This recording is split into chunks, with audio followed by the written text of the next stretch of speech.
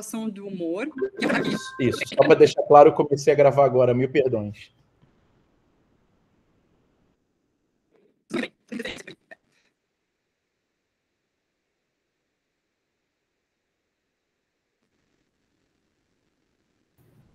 Oi, deu um problema para mim, não estou ouvindo. Deu problema no seu áudio, Manuela. Vocês estão me ouvindo? Você pode falar de novo? Agora sim. Estranho que ele começa a dar uma interferência. Mas, de alguma forma,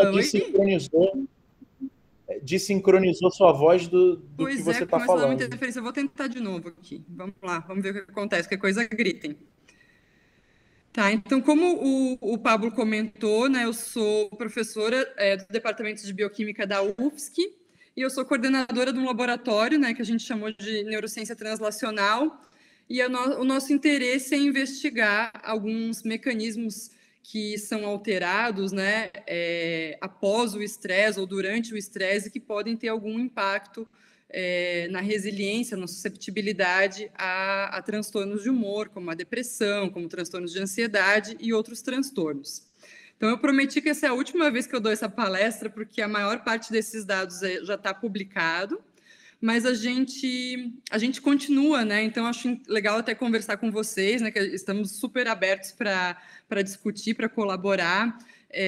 Se alguém, né, tiver interesse, a gente tem trabalhado com esses receptores que são ainda muito pouco estudados no sistema.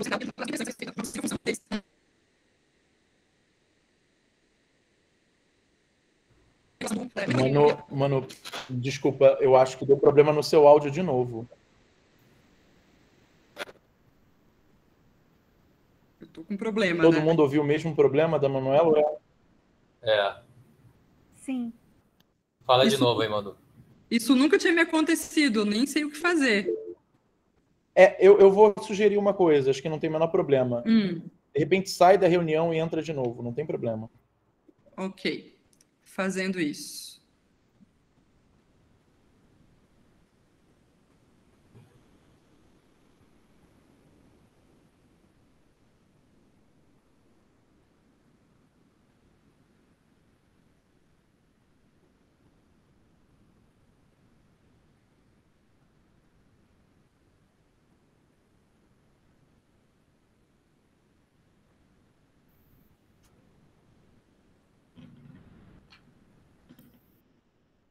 Eu não sei se é por causa da... Não sei se é por causa da rede aqui, não faz sentido, né, Alexandre?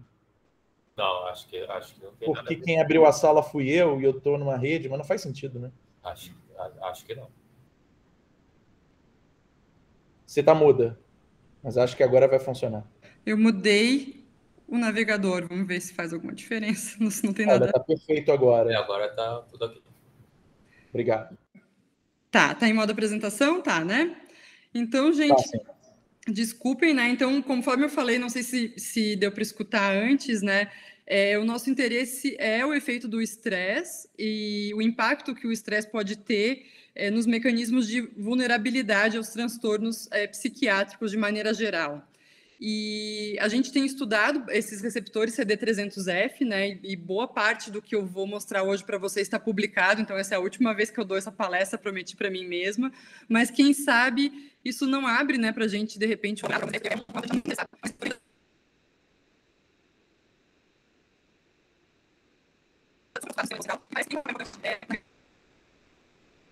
Voltou. Manuela, desculpa, aconteceu de novo o problema. Gente, voltou o problema, né? Está acontecendo para todo mundo. Você está sem fone de ouvido, já reparei que não é o problema, não é o fone. Você tem um fone gente, de ouvido? Desculpa, eu vou ver se eu acho aqui, peraí.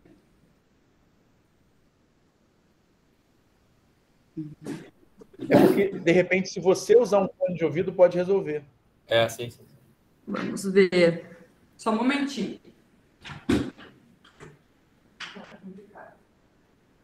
As placas de áudio sempre dão uma confusão. Aí eu consigo editar isso no YouTube, fica como se fosse perfeito.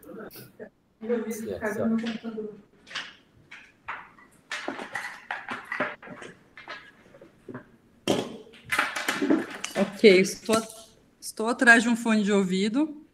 Achei.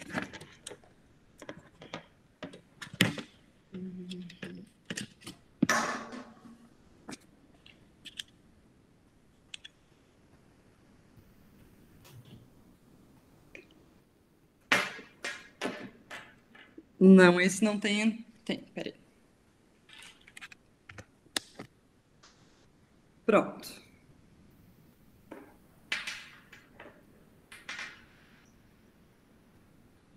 Olha, não quero dizer nada, mas eu tenho problema no Meet quando eu coloco fone de ouvido que pluga no computador, tá? Agora mesmo eu tive que entrar e sair umas 200 vezes, então... Isso já aconteceu com vocês? Agora vai. Não, isso é como a Lisiane falou. Geralmente, quando você tem o fone de ouvido, dá problema. Mas como você está tendo problema sem o fone, eu estou testando diferente, né? Em princípio, tá ok. Vamos lá. Vamos lá. Então, eu já vou começar direto, que a gente já está... aqui. Tá, então tá. O nosso laboratório, então, está muito interessado no estudo de transtornos de humor, em geral, mas especificamente no transtorno depressivo maior ou na depressão maior, né? Esse interesse ele vem do fato de ser uma doença psiquiátrica, né, um transtorno altamente prevalente, que afeta aí mais de 300 milhões de pessoas no mundo inteiro, e já foi considerada a principal causa de incapacidade no mundo, né? Então, é urgente, né? É muito necessário que a gente entenda melhor as bases biológicas e bioquímicas, né, dos transtornos psiquiátricos de maneira geral, né? Mas no caso da depressão, essa alta prevalência e essa alta incapacitação que ela causa acabam tendo um papel enorme, né? Um impacto enorme na qualidade de vida das pessoas.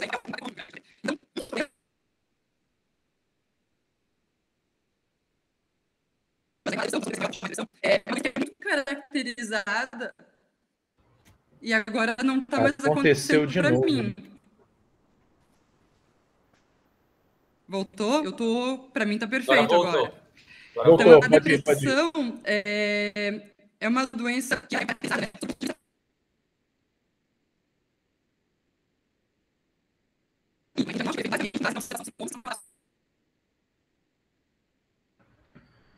Ô, Manu, olha só. A gente não está conseguindo ouvir. Deixa eu ver. Deu? Coincidência, quando tu clica no pointer, começa esse negócio. Isso é uma coisa que eu anotei. Quem sabe tu não clica nesse pointer aí, deixa só no cursor.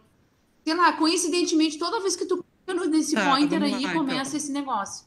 Vamos tentar. Pode testar. Pode ser. Então, para o diagnóstico da depressão, é feita a observação.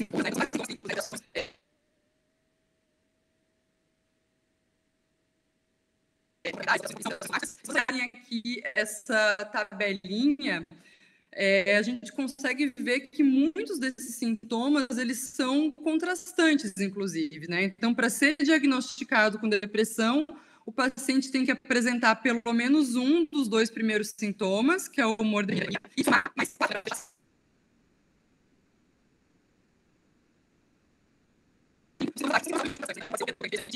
ou insônia ou hipersônia e com isso, então, né, totalizando esses sintomas por um período aí de 2 semanas, experienciando todos os dias, é fechado o diagnóstico de transtorno depressivo maior.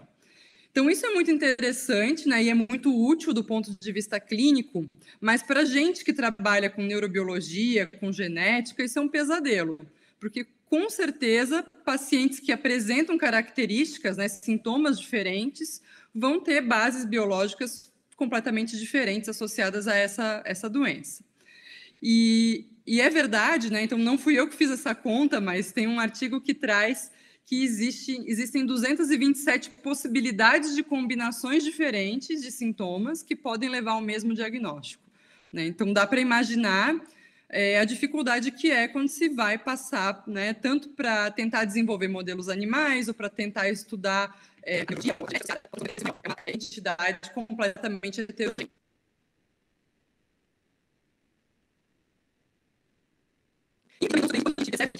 A maior parte dos antidepressivos que a gente tem hoje disponíveis no mercado, eles agem sobre um sistema de neurotransmissor. Então, a grande parte são fármacos que agem sobre o sistema monoaminérgico.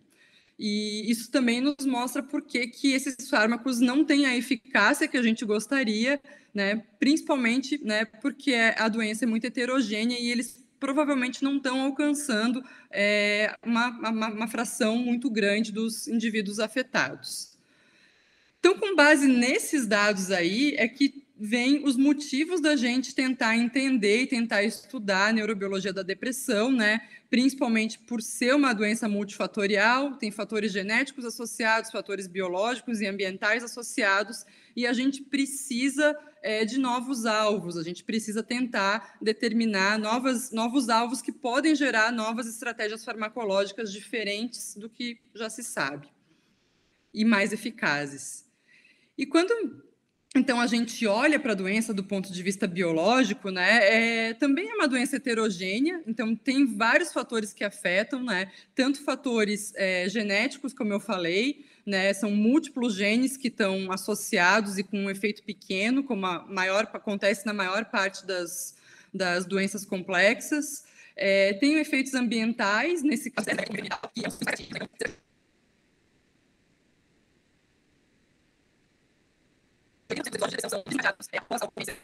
Mano, desculpa te interromper, aconteceu de novo. Estressor. E tem outras variáveis, né? Então, durante o desenvolvimento...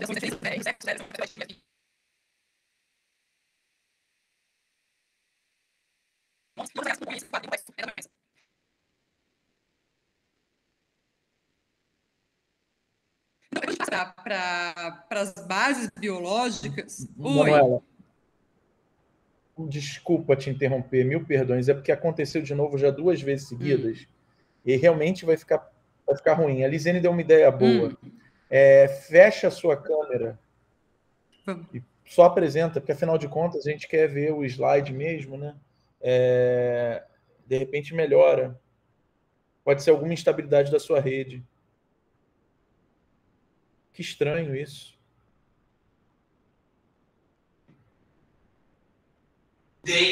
Não, tu tá muda. Você tá muda agora. Você ficou muda, mas isso. Pronto. Agora Isso. Fiz o contrário. Tá, vamos lá, gente. Desculpem. Vamos tentar ver se dá certo. É a instabilidade da rede aqui, com quase certeza. Então, quando a gente vai avaliar a neurobiologia da depressão, né? Então, existe uma combinação de diversos fatores genéticos, ambientais e outros fatores associados. E existem uma série de mecanismos que já foram identificados como associados a essa doença. Então, se sabe muito bem que existem alterações no eixo endócrino de resposta ao estresse, no sistema nervoso autônomo, né? Então, isso foi um dos mecanismos mais bem estabelecidos, né? Como associados à depressão maior. Existem alterações cardiovasculares, alterações metabólicas, já se sabe que...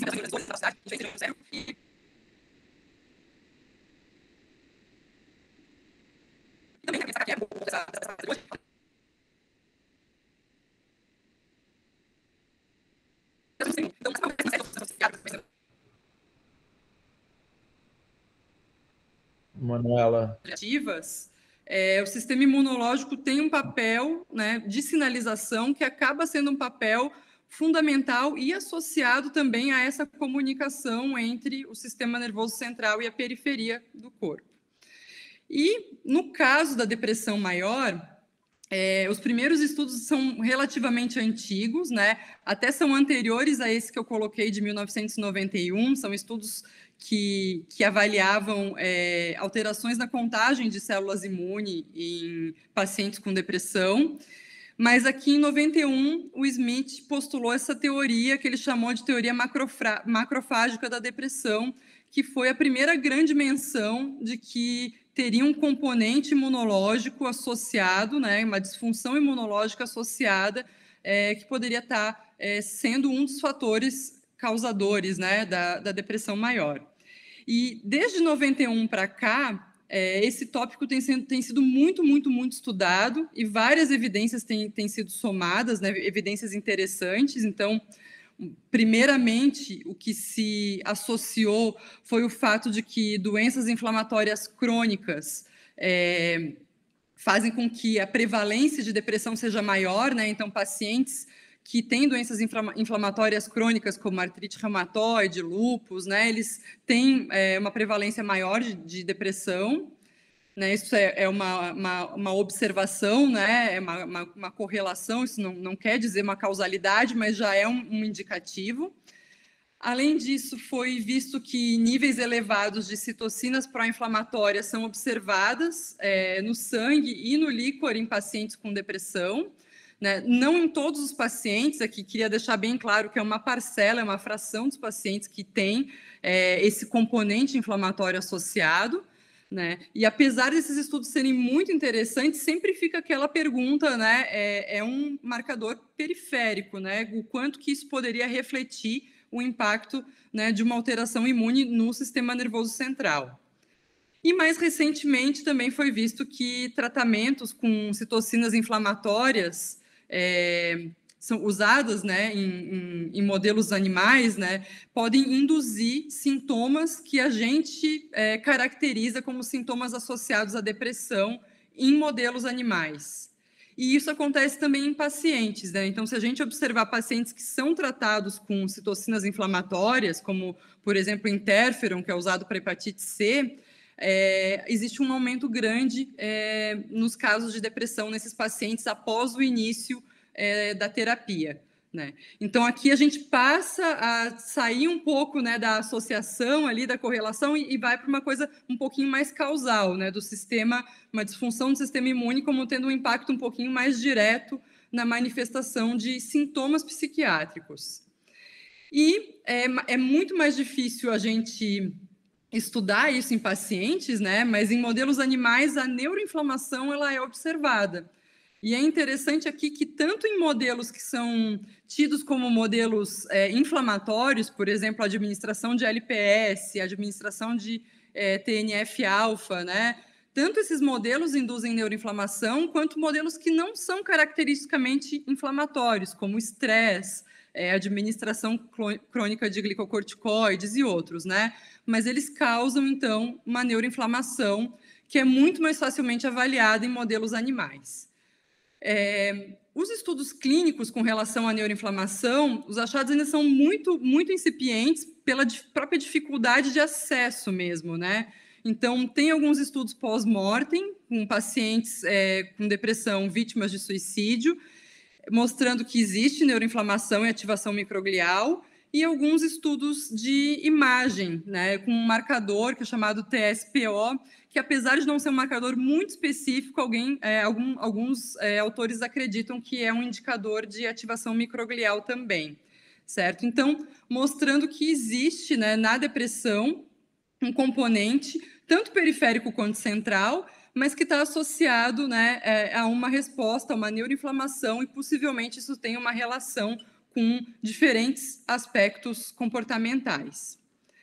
E quando a gente pensa nisso, a gente logo foi estudar e logo foi ter interesse num grupo de células que são as células de resposta, né? São as células que têm, né, como origem, né, origem mieloide, são as células que vão ser responsáveis por uma resposta imune inata no sistema nervoso central, né, que são as células da microglia. Então, as células da microglia, elas vão ter uma série de funções, né, dentro do sistema nervoso, né?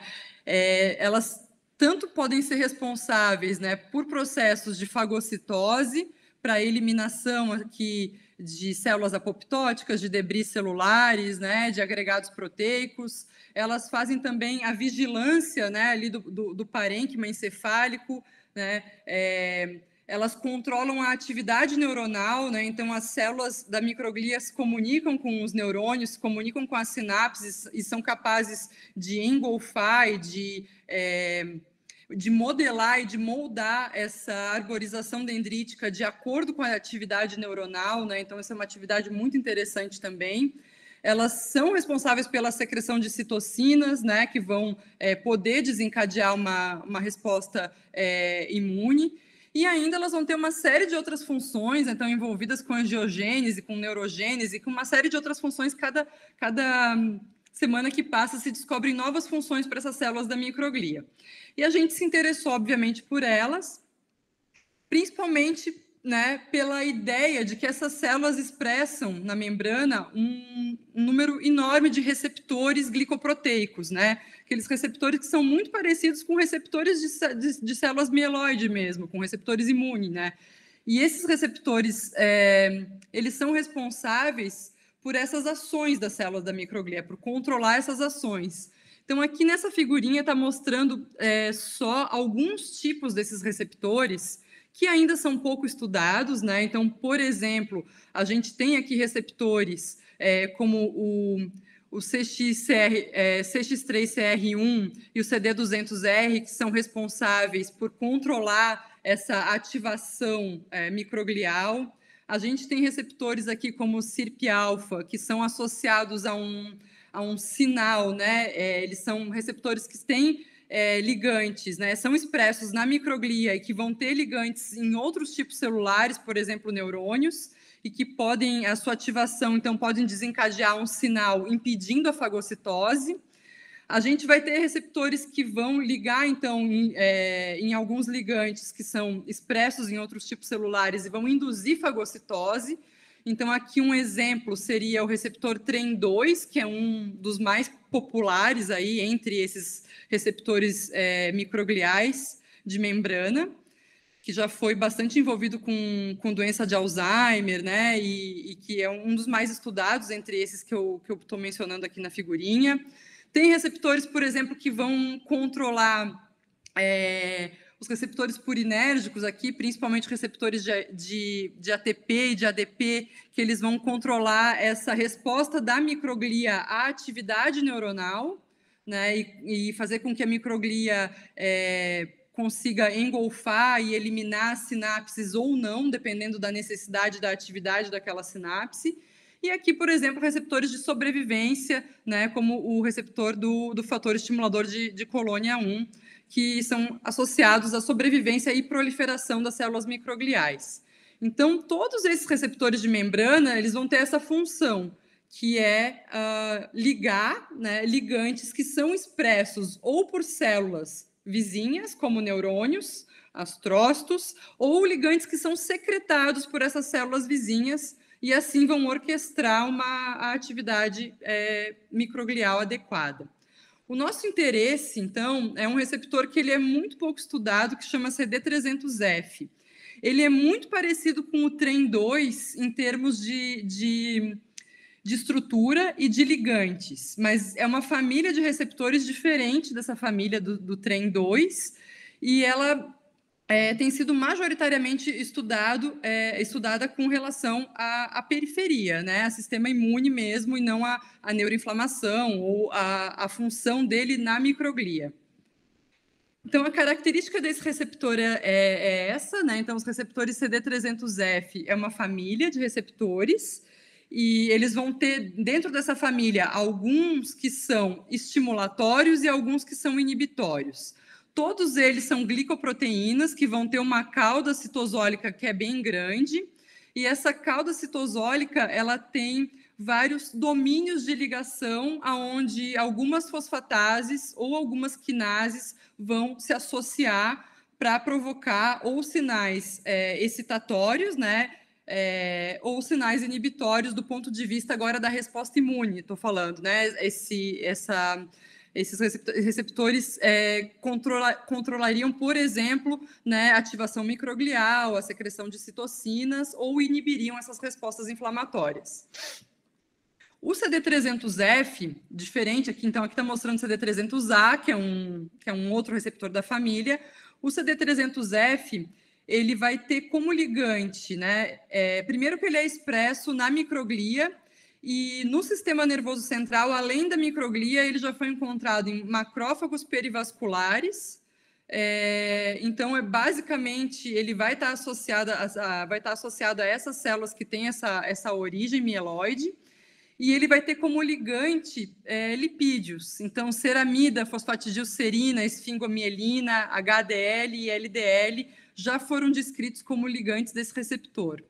E o interessante desse receptor, diferente de todos os outros membros da família dele, é que a gente não pode dizer se ele é excitatório ou se ele é inibitório, se ele estimula, né, se ele ativa uma resposta microglial ou se ele inibe uma resposta microglial, porque ele pode fazer as duas coisas, dependendo dos sítios aqui que são ativados nessa cauda intracelular dele. Então, ele vai ter, por exemplo, esses domínios aqui, que são domínios de fosfatases, certo? E sempre que esse domínio de fosfatase é recrutado, ele vai ter esse caráter mais inibitório, inibindo liberação de citocinas, inibindo atividade microglial. No entanto, esse receptor também pode estimular, por exemplo, a atividade da PI3 quinase. E, nesse caso, ele vai ter uma função que não é uma função inibitória, mas sim uma função estimulatória sobre a atividade sobre diversos aspectos, né, da função microglial. Então, basicamente, a cauda citoplasmática desse receptor, né, vai determinar muito do que vai ser a resposta dele, e não se sabe ainda se isso o que determina essas diferenças, ou o que determina essas respostas, ou se são ligantes diferentes que determinam respostas diferentes, nada disso se sabe. O que se sabe é que ele pode ter um efeito diferente dependendo da via de sinalização que for ativada aqui intracelularmente. O que se sabe também é que a ausência desses receptores vai potencializar doenças inflamatórias e autoimunes. Por exemplo, foi visto em modelos animais, né, de colite, lúpus, em pacientes, né, com psoríase, esclerose múltipla, foi visto que a ausência não ter, né, potencializa, né, como se ele fosse um receptor que estaria, então, nesse caso, inibindo essas respostas, e se eu não tiver esse receptor, eu potencializo essas condições inflamatórias e autoimunes. Mas, de novo, né, esses estudos são realmente muito poucos estudos. Acho que eu desloquei um slide aqui. O nosso interesse ele começou a surgir nesses receptores quando a gente fez uma colaboração com o professor Hugo Pelufo, né? Então, aqui até citei o trabalho dele de 2012, que foi um do Instituto Pasteur de Montevidéu, e ele foi um dos primeiros pesquisadores a se interessar pelo o efeito dos receptores CD300F no sistema nervoso central.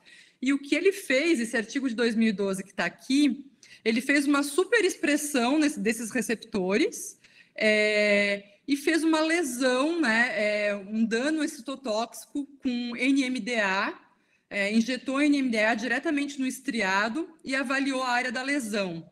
E ele viu que nos animais que tinham uma superexpressão do CD300F, essa área da lesão era reduzida, então sugerindo um efeito neuroprotetor de alguma maneira para esses receptores.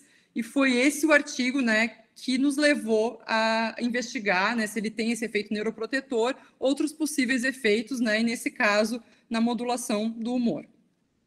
Então, a primeira coisa que a gente fez foi uma coisa bem básica, né, a gente simplesmente pegou animais nocaute globais que não expressavam CD300F, né, em nenhum tipo celular. Aqui está mostrando as fêmeas, né, e animais selvagens, e a gente foi avaliar o fenótipo comportamental desses animais. Então, a gente realizou vários testezinhos bem simples e bem clássicos, né? Então, aqui, vocês já devem ter ouvido falar, né? O teste de suspensão pela cauda e o teste do nado forçado, que são testes que avaliam desespero comportamental.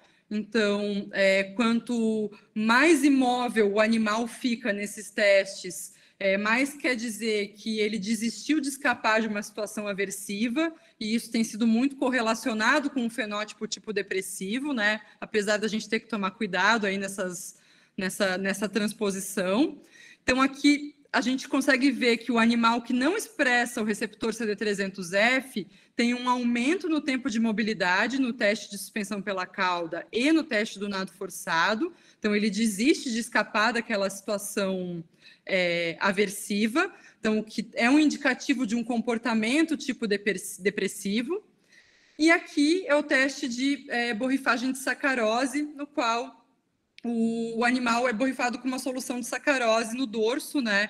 E a tendência do animal é primeiro iniciar o comportamento de autolimpeza, autocuidado, e depois quando ele perceber que a solução é doce, é palatável, ele vai ficar mais tempo tentando lamber, né, o dorso, limpar e consumir aquela solução doce. Então, esse teste ele está muito associado com anedonia, né? Então, que é aquele sintoma-chave da depressão, que é a falta de capacidade de sentir prazer em situações que a pessoa antes sentia prazer, né? E nesse caso é a exposição a uma solução palatável, que os roedores normalmente gostam, né? E têm a tendência de consumir. E a gente vê aqui que o animal nocaute para o CD300F, ele tem uma redução no tempo de grooming comparado ao animal selvagem, mostrando que ele não tem nem interesse no comportamento de autocuidado e nem nessa solução palatável. E a gente usa esse teste como um parâmetro de anedonia. O que é interessante aqui é que esses comportamentos eles foram observados só em camundongos fêmeas. A gente testou coortes de camundongos machos, e os animais machos não apresentaram essas alterações. Tá?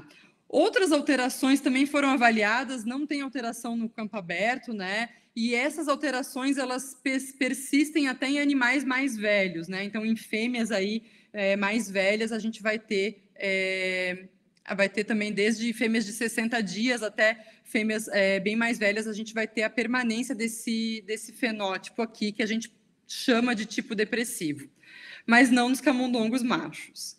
O que a gente foi ver a partir daí? Tá, então o CD300F, camundongos transgênicos que não expressam CD300F têm alterações comportamentais, têm alterações no comportamento emocional. O nosso primeiro palpite foi buscar aspectos inflamatórios, né, aspectos de neuroinflamação que poderiam estar alteradas para tentar associar, então, com essas alterações no comportamento emocional. E, interessantemente, o receptor CD300F, ele é um dos receptores mais expressos na microglia após a administração IP de LPS. Então, quando a gente administra a LPS no animal, né, isso foi visto aqui em 2016, isola as células da microglia e vê, né, por RNA-seq os genes que são mais expressos, o CD300F está entre dos que são mais expressos nas células microgliais. Então, a nossa pergunta a seguir foi, vamos dar um estímulo, né, para esses animais e ver como eles se comportam. Vamos dar esse estímulo inflamatório, vamos administrar LPS, que é um modelo usado também para avaliar comportamento tipo depressivo. E aqui a gente fez isso, né? Então, aqui está mostrando na primeira barra veículo e a LPS nos animais selvagens, mostrando que sim, que já se sabia há muito tempo, né, que a administração intraperitoneal de LPS, né? Aqui o splash test de novo, tá, gente? É o teste de borrifagem de sacarose. Reduz o grooming, reduz esse tempo de autocuidado, né, e de consumo de sacarose desse animal. A gente injetou aqui uma dose, já vou fazer a crítica, né, antes que vocês façam, uma dose muito alta de LPS, que é 2 mg/kg, e isso causa, sim, esse comportamento 24 horas depois, causa esse comportamento aqui, que é considerado um comportamento tipo anedônico, que está muito associado ao sickness behavior da pós-LPS, sim, mas que pode ser um indicativo para nós de alterações emocionais associadas a uma ativação imunológica. No entanto, quando a gente vai fazer a mesma coisa nos animais CD300F, o animal que não tem o receptor, ele tem uma resposta ainda maior ao LPS, quando comparado ao animal que tem o receptor administrado com LPS. Então, essas duas barras, a segunda e a quarta, essa diferença é significativa, mostrando que o animal responde ainda mais, né, tem uma resposta ainda mais intensa à administração de LPS se ele não tiver o receptor CD300F. Até aqui está batendo com a nossa ideia, né, de que ele é majoritariamente um receptor inibitório, que vai inibir essa atividade microglial, e se a gente retirar esse receptor, a resposta ao LPS vai ser exacerbada. Então, a gente foi ver agora, né, o que estaria envolvido, né? A nossa primeira hipótese era que a ausência desses receptores iriam provocar uma exacerbação da neuroinflamação nesses animais, né? Se eu tiro um receptor inibitório, eu iria gerar uma célula microglial mais ativa, mais responsiva, ou com um fenótipo mais inflamatório, e que isso poderia estar sendo associado às alterações comportamentais. Então, a gente fez aqui também, em colaboração, né, foi isolada a célula de microglia do hipocampo, desses animais fêmeas, de novo, tudo aqui é feito com camundongos fêmea, porque foram os camundongos que a gente viu a alteração no fenótipo comportamental. Então, a gente isolou essas células microgliais do hipocampo por cell sorting, né, e avaliou os genes que estavam sendo expressos ali por RNA-seq, e o que a gente viu aqui foi bastante interessante. Se a gente for olhar aqui mesmo aqui no gráfico, aqui no diagrama, né, quando a gente olha camundongos selvagens e camundongos CD300F nocaute, existe muito pouca variação na expressão gênica. Então, foram muito poucos genes que foram encontrados como diferencialmente expressos no basal de um animal CD300F nocaute comparado com um animal selvagem. E quando a gente administrou a LPS, então, a administração de LPS por si só já causa uma superativação microglial. E a gente tem aí mais de 5.800 genes que são diferencialmente expressos na microglia após a administração de LPS, né? E se a gente for comparar agora nos animais CD300F nocaute com LPS e nos animais com LPS wild type, essa diferença foi só entre 197 genes. Então, o que isso quer dizer? O efeito, né, o fato do animal não estar expressando, não ter o receptor CD300F, faz com que ele responda ao LPS de uma maneira exacerbada, mas aqui no perfil de expressão gênica, apenas 197 genes são diferencialmente expressos quando a gente compara com um animal que tem o receptor que também recebeu LPS.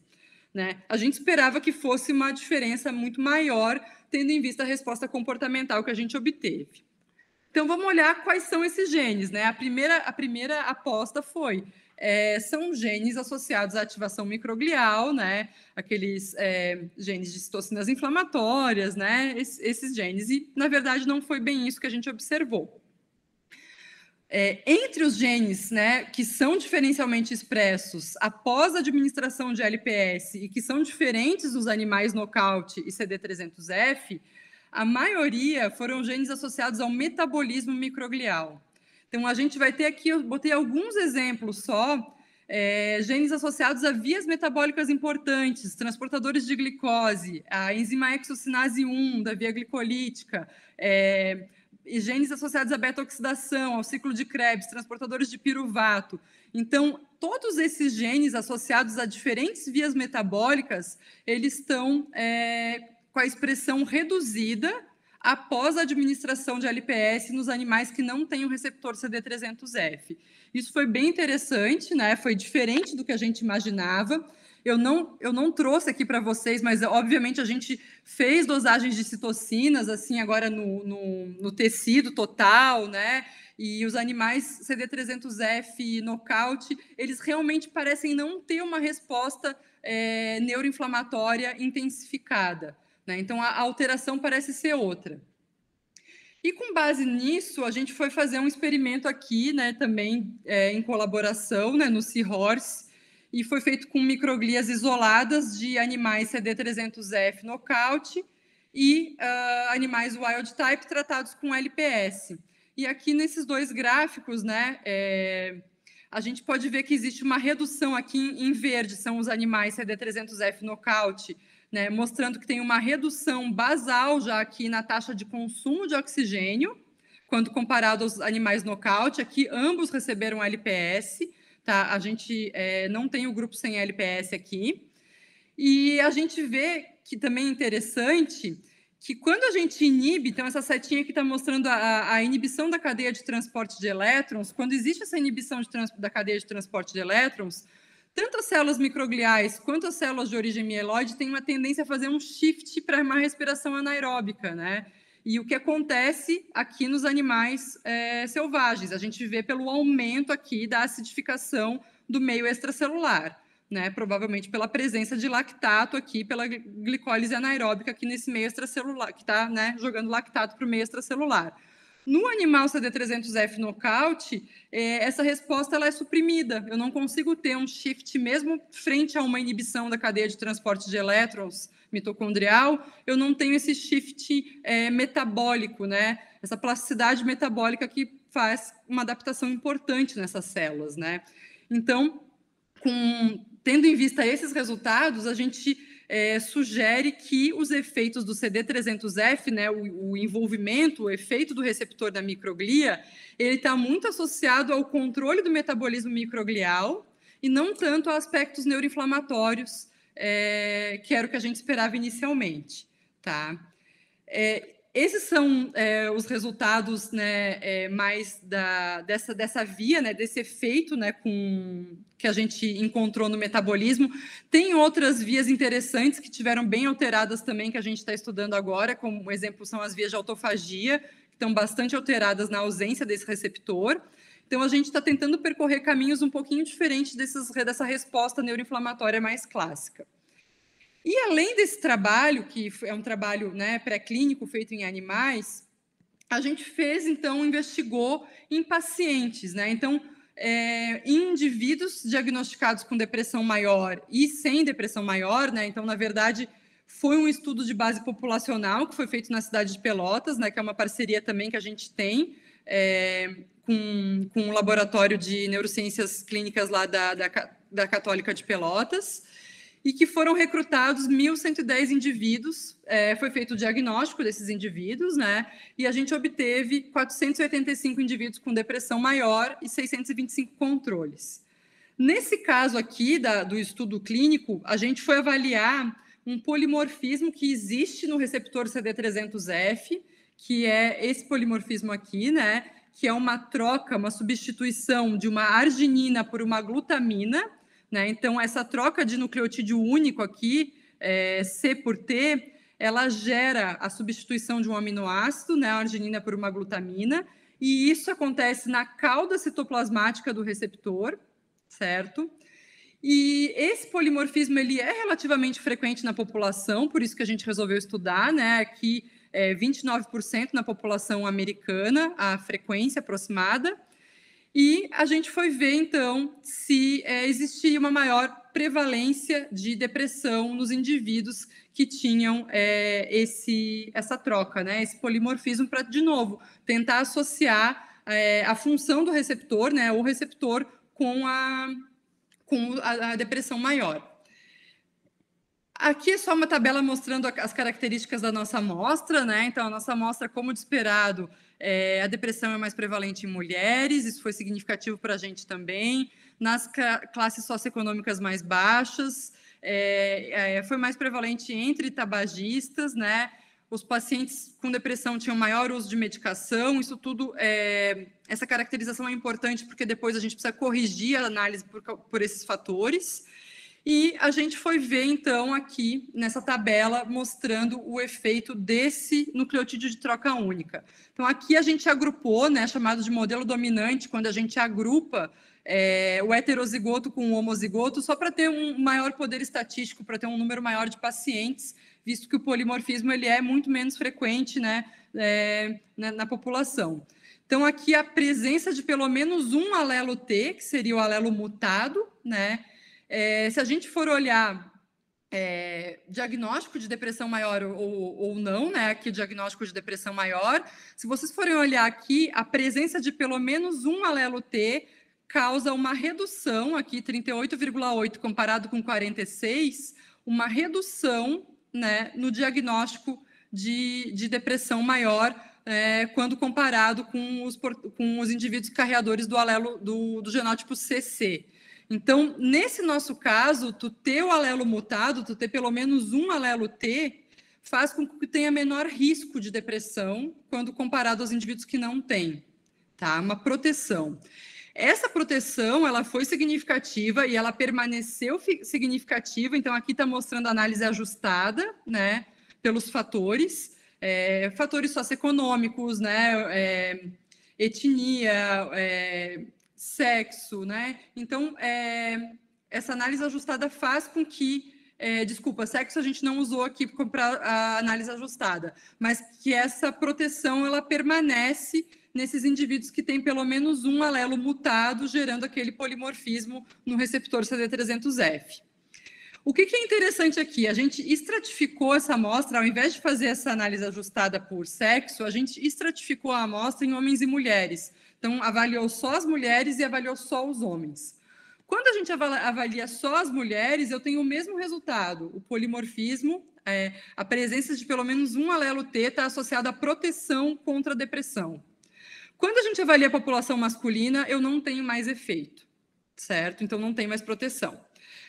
Prós e contras desse resultado, né? Os prós são que, de alguma maneira, ele encaixa nos resultados comportamentais anteriores que a gente tem nos animais, onde o efeito comportamental foi visto em fêmeas e não em machos. Quais são os contras? A primeira coisa é que eu tenho muito mais mulheres do que homens na minha amostra. Então, sempre que eu estratifico, eu perco poder estatístico. Então, essa amostra aqui de homens, agora eu não vou me lembrar com quantos a gente ficou, mas ela tem um poder estatístico bem menor que a amostra de mulheres. Então, isso teria que ser replicado numa amostra independente e teria que ser, né, aumentado o número de pacientes aqui, o número de pessoas avaliadas. Mas, em todo caso, é um indício para nós, né, junto com os resultados anteriores, de que pode ter um efeito associado ao sexo aqui nessa mutação. Nesses pacientes, a gente não teve nenhuma alteração em citocinas inflamatórias de acordo com o genótipo, né? Então, eu ter ou não ter o polimorfismo não fez com que eu tivesse um aumento nas citocinas inflamatórias periféricas no sangue, né? O que também, de alguma maneira, vai, né, tá de acordo com os nossos resultados, que acabam sugerindo que o efeito, ele não é um efeito tão drástico inflamatório, mas que seria um efeito mais metabólico.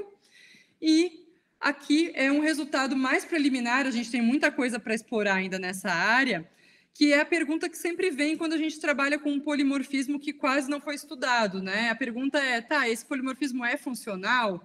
Eu tenho alteração na expressão do receptor, na atividade do receptor, né, na interação do receptor com os ligantes? Então, não tem como responder isso ainda, mas a gente fez esse experimento preliminar, que foi feito com células COS7 transfectadas com receptor CD300F, né?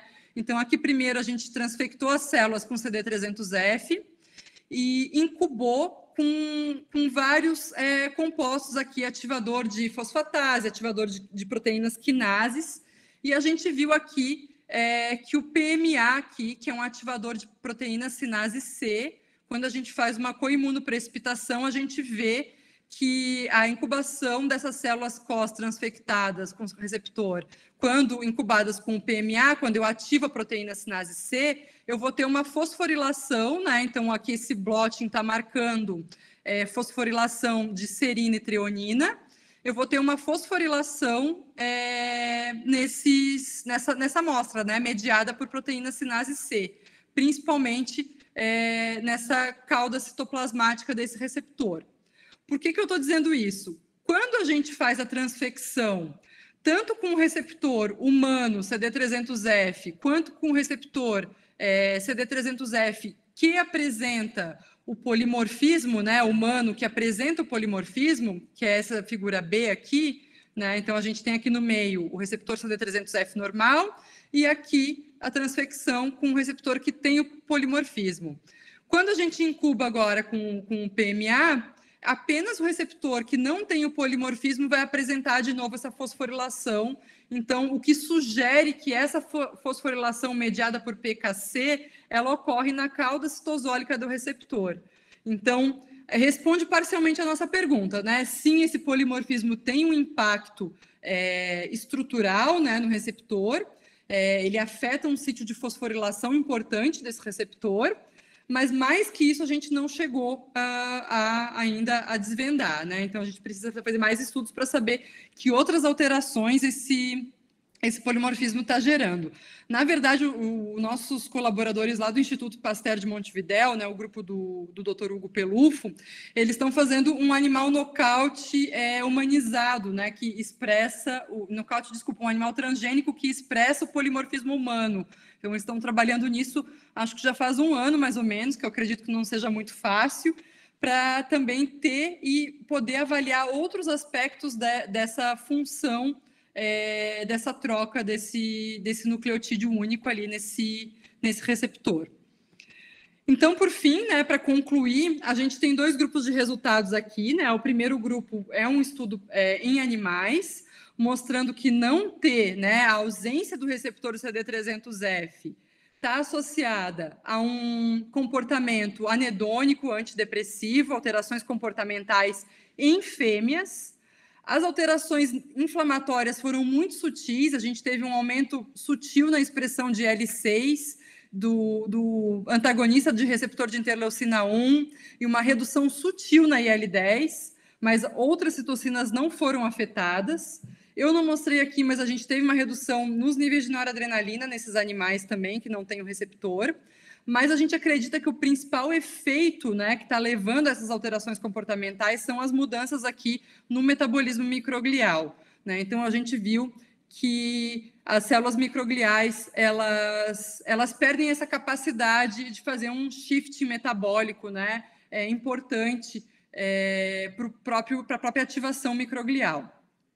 E aqui em humanos, gente, a gente viu que existe uma mutação, tá? Essa mutação, para cruzar ali com os dados em animais, essa mutação, ela não faz com que o receptor não seja expresso. Então, a mutação que eu estou me referindo aqui não é equivalente a eu ter um animal nocaute para o receptor. Então, a gente viu que essa mutação faz com que o animal perca uma via de sinalização intracelular importante, que é mediada por proteína sinase C, né?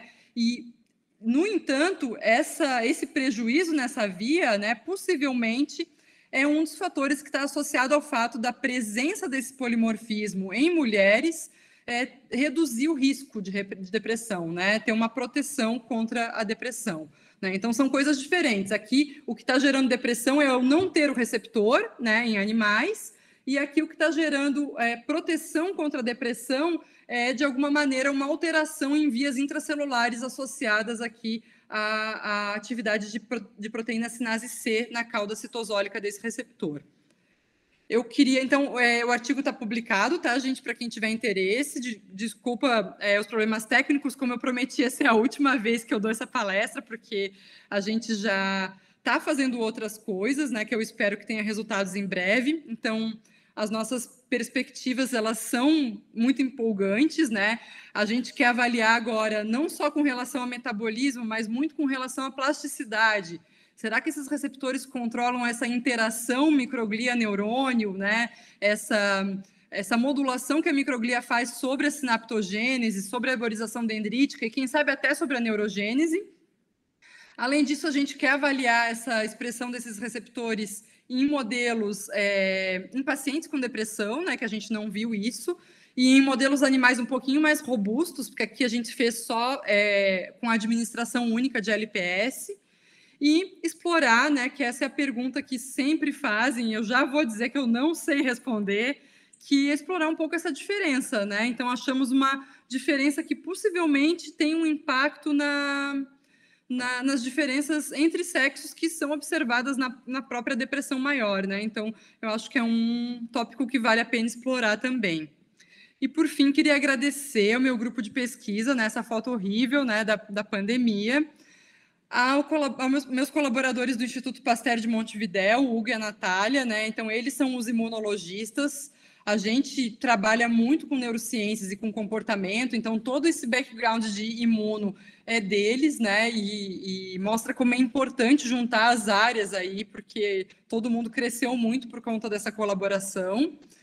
Ao pessoal da Universidade Católica de Pelotas, em especial a professora Gabriele Ghislene, né? O pessoal de Pelotas, eles são os especialistas nos estudos populacionais, então o estudo foi todo conduzido lá, eles são ótimos em epidemiologia, e também uma parceria muito importante que a gente tem.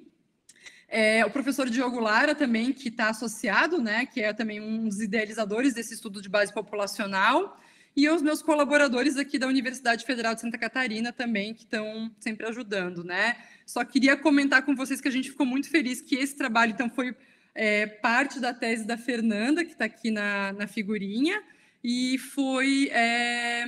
recebeu menção honrosa no Prêmio CAPES de Tese do ano passado, né, de 2020. Então, foi uma surpresa bem legal para a gente. E, por fim, agradecer às agências de fomento, né? Acho que cada vez mais a gente está tendo que agradecer, porque está complicado, né? Estamos tendo que buscar dinheiro, né, em muitas agências fora do Brasil. Então, aqui, esse estudo tem muito suporte da IBRO, da ISN, e foi fundamental para que esse trabalho acontecesse. Então, obrigada a todos e desculpem pelos problemas técnicos. Nada. Obrigado a você, Manuela. Excelente palestra. Nossa, acho que tem umas 10 perguntas que me passam pela cabeça, mas como moderador, eu vou abrir voz a todos os que estão presentes aqui para fazer perguntas para a Manuela. Então, por favor. Eu vou abrir minha câmera agora para olhar vocês. Isso. Eu não fechei a câmera em momento nenhum, porque eu comecei a ficar com medo daquilo que o Alexandre falou e resolveu funcionar. Bom, temos aqui a fila. Professora Elizabeth, a primeira a perguntar. Oi, Manuela, obrigada pela palestra. Eu fiquei pensando o seguinte, você tem alguma ideia de uma possível correlação entre os níveis de BDNF e a expressão desse receptor? Obrigada, professora, pela pergunta. Não, nada, nunca foi feito.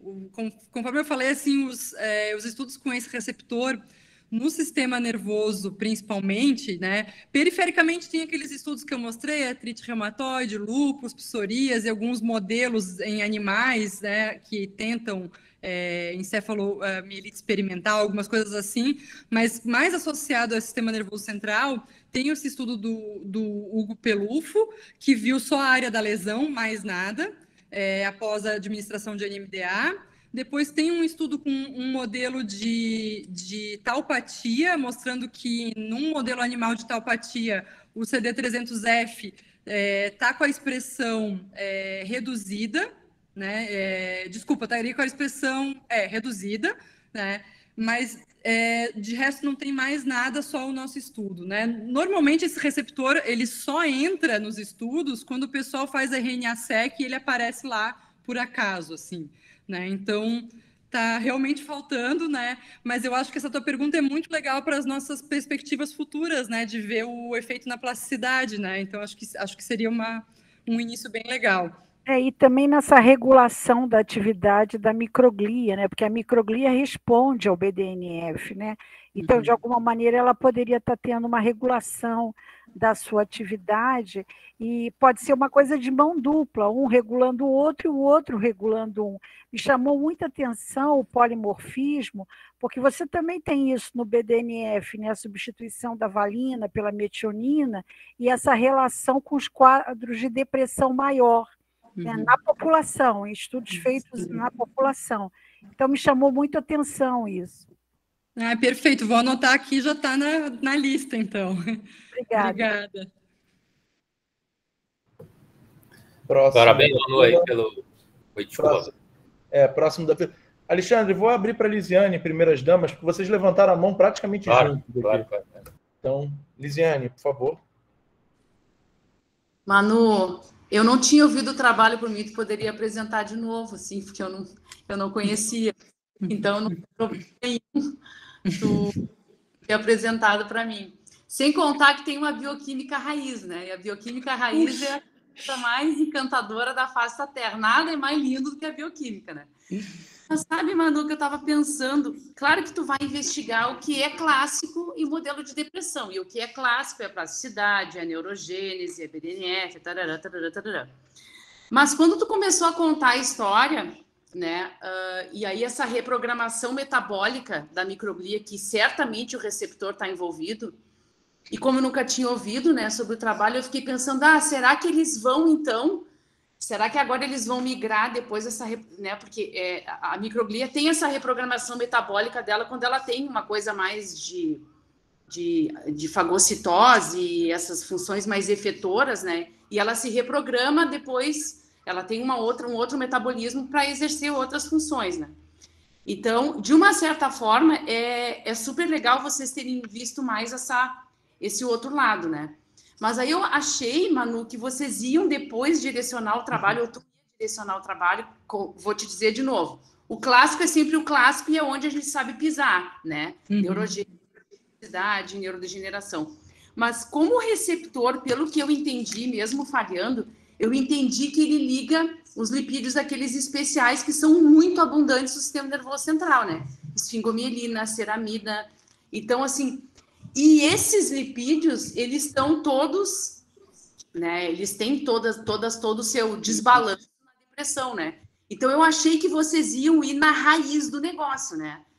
Não ter esse receptor compromete, né, a ligação desse, porque ele tem sítio lá para ligar, e provavelmente aí é um foco, né, eu estou perguntando porque acho que tu não mencionou nada que alguém tenha ido para esse lado, mas quando tu falou do receptor e como eu não conhecia, eu disse, esse receptor é interessante, né, porque é um receptor que liga esses lipídios especiais, e para bioquímica isso é um negócio lindo, né? Então, só queria um comentário teu, assim, já tem gente fazendo. Perfeito, Lise. Esse comentário é muito interessante porque mostra que como a gente começa um projeto, às vezes, com algo na cabeça, né? E é difícil tirar, assim. Se eu tivesse mostrado os outros resultados, vocês iam ver como a gente investiu na neuroinflamação. A gente queria achar uma neuroinflamação a todo custo, assim, né? Tem histologia, tem várias coisas e a neuroinflamação não veio. Então, veio sutil, assim, que, na verdade, sei lá, né? Pode ser resultado até de outras coisas, né? E, por fim, só quando foi feito o RNA-seq, que foi uma das últimas coisas a ser feitas, que não foi feita aqui, é óbvio, né, porque a gente não tem pé para isso, mas é que apareceram essas vias metabólicas, é que realmente, né, que a gente começou a ver que era completamente diferente da nossa hipótese do que a gente tinha imaginado, né? Sim, essa reprogramação microglial ela é importante até para o fenótipo inflamatório da microglia, né? Para a função que ela vai exercer. Poderia ser um mecanismo que estaria subjacente, mas não, parece que não, parece que é um outro efeito. Mas a gente não está fazendo nada com relação a isso ainda, não deu, né? Então, as coisas que estão em andamento agora o Hugo está tentando fazer esse animal com o polimorfismo humano para ver os aspectos comportamentais. Do ponto de vista do metabolismo mesmo, a bioquímica raiz, que a gente gosta, mas assim, apesar de estar no departamento de bioquímica, meu laboratório não é de bioquímica, né? Então, aceito parcerias, por favor. Eu acho que tem muita coisa legal para explorar, né? Tá, até esses animais da Andresa lá, que tem LDL elevado, o LDL é um ligante do receptor, né? Então, de repente, associar um modelo de depressão induzido, um modelo de depressão mais metabólico, né, ao invés de um modelo de depressão mais inflamatório, para ver se teria um impacto maior nessa função, né? Eu acho que a gente vai ter que se associar aí com pessoas para entrar na bioquímica raiz, porque realmente é bem legal. Tem várias coisas ali na bioquímica raiz que não foram feitas, né? Então, que ainda precisa, mas já é um indicativo, tá? Mas é isso, tô aqui fazendo propaganda e tentando pescar alguém para ajudar. Era mais uma curiosidade, porque assim, eu nem saberia te propor que experimentos explorar para esse lado, cada um escolhe. Acho que começar pelo clássico é o que tu tem, né? Eu acho que vale a pena. Talvez né? In vitro, né? Alguma coisa com cultivo de microglia, talvez, para ver respostas assim mais. Eu fiquei pensando mais assim, como ele liga esses lipídios, né? Como ele liga isso é uma coisa assim quase previsível, né? Ter esse tipo de outros achados, inclusive, né? Dado o papel importante que tem na sinalização, né? São lipídios de sinalização, são lipídios especiais, né? Eles estão envolvidos em várias coisas, assim. Então, isso faz sentido com a reprogramação metabólica defeituosa que tu tá vendo pela ausência desse receptor, né? E até eu estava dando uma olhadinha aqui rapidinho, por outras questões, assim, outras coisas que eu estou estudando. Tem uma revisão que saiu em 2001 naquela Seminars in Self-Developmental. Eu gosto daquela revista. E agora esqueci o outro nome, Seminars in Self-Developmental, não sei o quê. E eles têm uma revisão bem recente de microglia e lipídios, né? Como o metabolismo ele é reprogramado, né? Como ele pode ser reprogramado. Então, eu acho que seria, num futuro, né, Manu, talvez pensar em alguma coisa para explorar essa sinalização mais original, né, do receptor, tá? Não, legal, sim, obrigada. Bonito, Manu, super bonito, super bacana. Tu tem um monte de coisa aí para fazer, é legal, né? Ter um projeto assim inicial, assim que ele vai te proporcionar muitas interações. Não sei se ficaram os Ouroboros aí da Andresa, não sei se a Latine está com eles, não sei se a Latine está aí ainda. O da Andresa não, mas tem outros aqui no departamento, tem da Alexandra, isso. A Alexandra tem, né? Eu acho que ela tem também.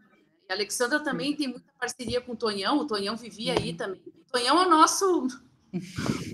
É a bioquímica raiz. Tá, mas parabéns, foi um prazer. Obrigada, Lise. Saudade. Obrigado, Lisiane. Alexandre, então agora você. Oi, Manu, parabéns aí pela excelente palestra, lindo trabalho. Eu também acho que eu tinha visto talvez uma vez uma parte, mas enfim, não lembrava muito bem.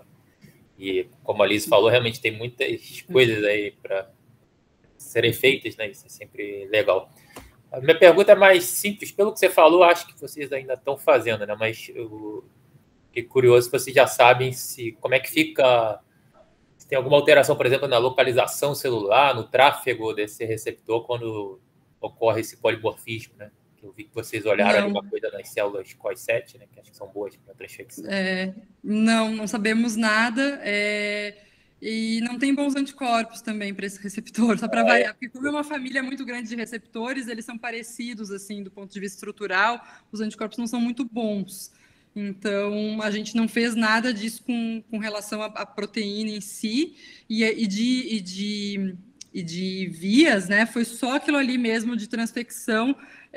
Vou contar para vocês só porque o revisor pediu, porque a gente não tinha feito, né?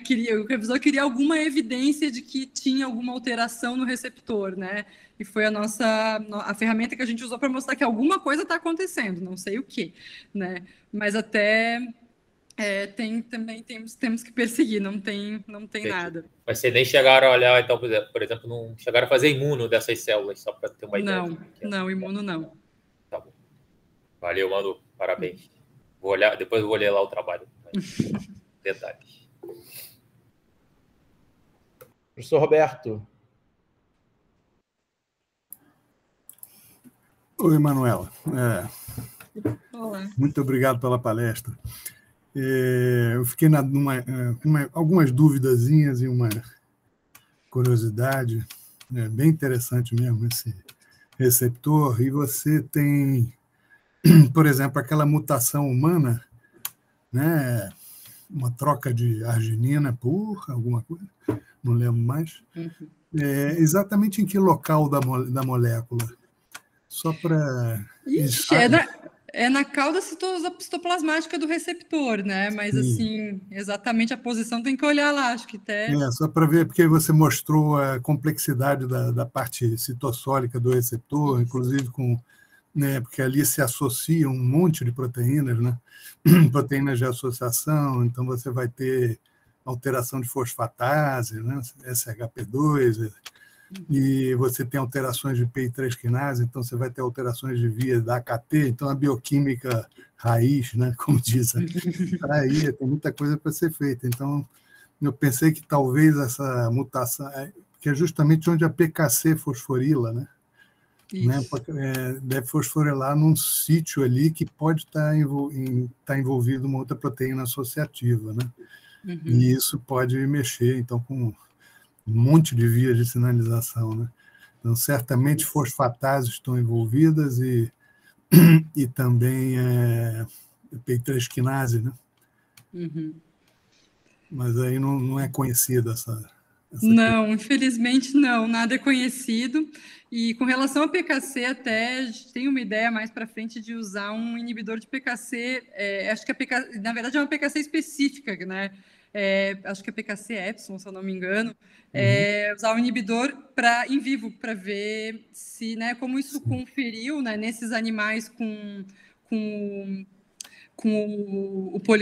nesses pacientes com polimorfismo, eu tenho um menor risco, eu tenho uma proteção contra a depressão. Talvez esses inibidores específicos de PKC, eu sei que é difícil, né, do ponto de vista assim, de dar um inibidor de PKC sistêmico, não seria viável, mas de tentar ver alguma maneira de usar um fármaco inibidor de PKC para tentar fazer uma prova de conceito ali do efeito dessa via específica.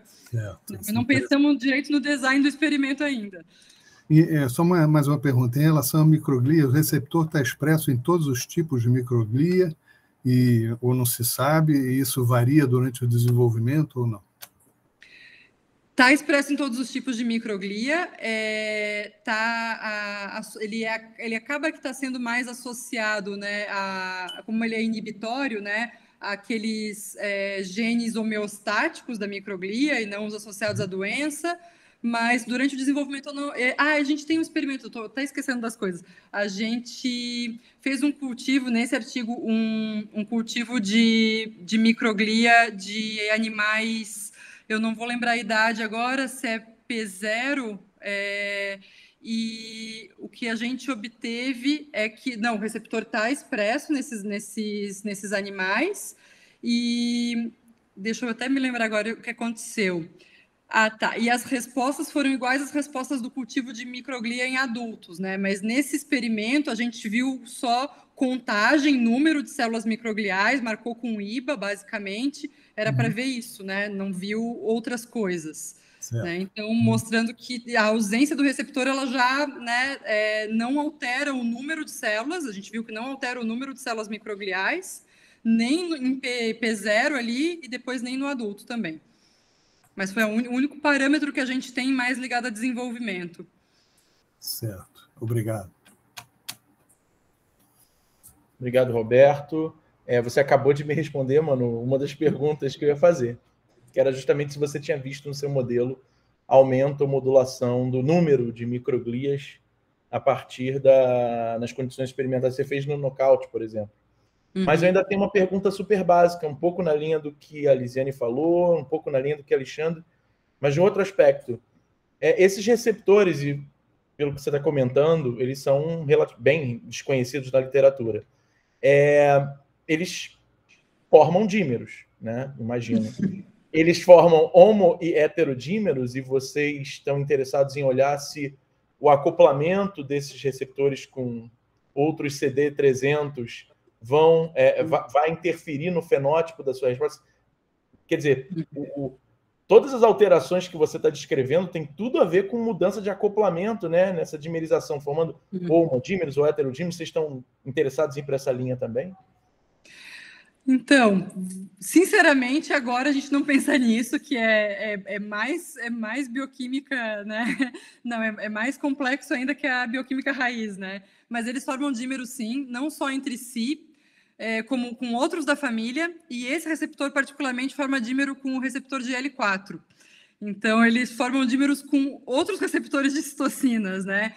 Então, levanta um monte de coisa aí, né? Se o quanto do que a gente está vendo é o receptor em si, ou é o fato, né, dele de estar inibindo ou aumentando, né, essa dimerização dele com outros receptores. Mas o problema que eu vejo, para mim, o problema é que eu não domino nada dessa parte, né? É o primeiro, né? E o segundo é que, por enquanto, tem muito pouca ferramenta para a gente conseguir ver isso ainda, né?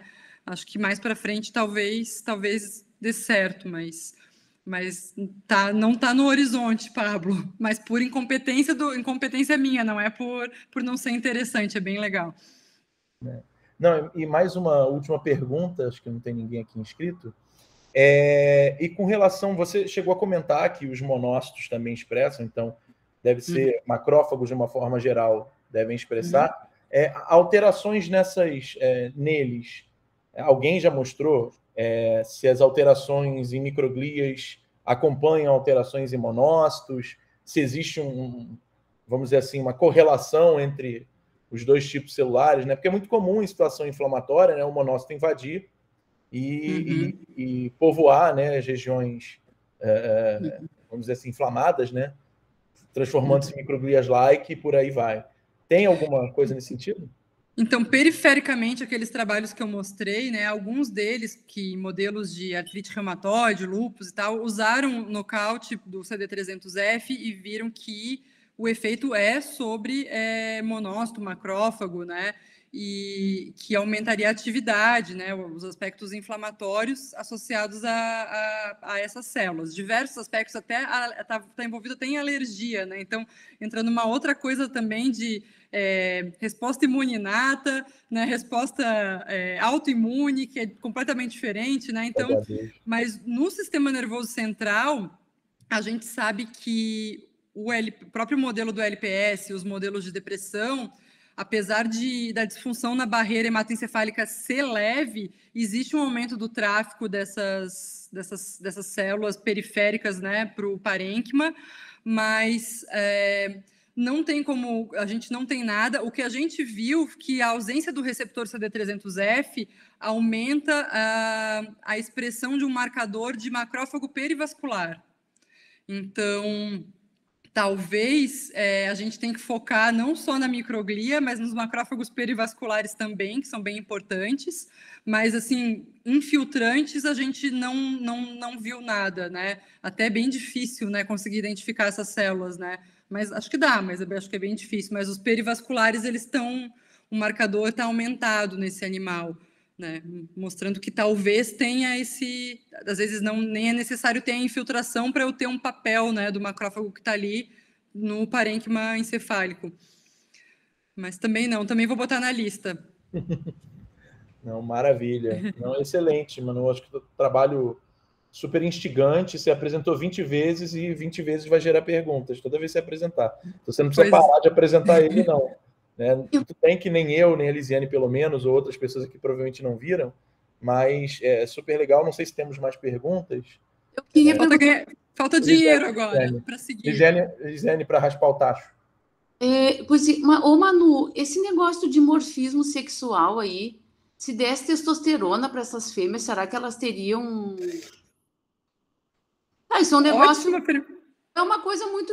Quer dizer, não sei, acho que tem que botar aquelas micropump, não sei se tem... Não, sabe o que eu fiquei pensando? Porque, assim, é uma coisa que apareceu, é bem evidente, né? É uma coisa bem robusta, né? E, sei lá, será que a testosterona podia ser... Ou qualquer outra coisa dessa que os homens produzem, a gente produz menos, sei lá, não sei.